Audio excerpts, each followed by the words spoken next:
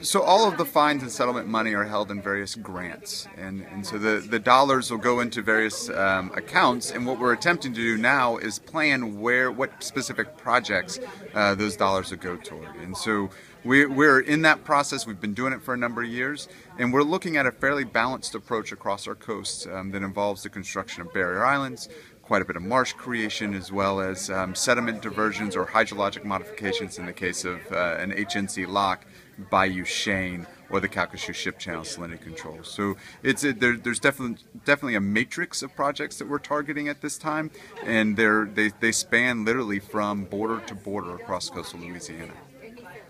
And are y'all looking at plans for trying to figure out how to take advantage of the money that will be coming in over 15 years and using that money more quickly, or finding other ways of turning that money around?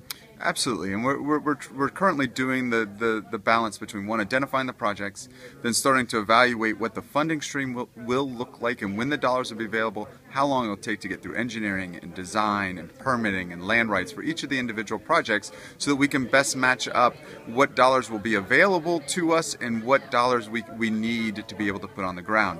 Many of our projects will be using riverine sediment sources. Those sediment sources take about 2 years to refill. There's a limited amount.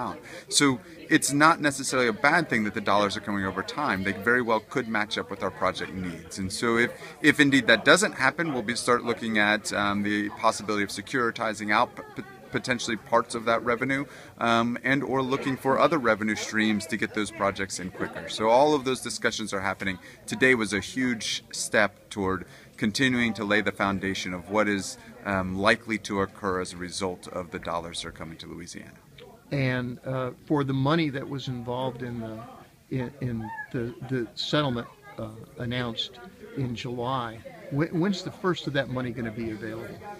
So out of the settlement agreement in principle, part of the dollars and the natural resources damages was for the early restoration piece, which is actually currently being put to work under construction. Indeed we're going to be opening up an additional bid on the 26th of this month that we anticipate will be in about the $100 million range to yet put some more of those dollars on the ground. The first payment under the rest of the dollars we anticipate coming 1 year from the acceptance of this agreement, and so we're looking likely in January of 2017. So we've got some time to get all of our ducks in a row for those dollars to start to flow.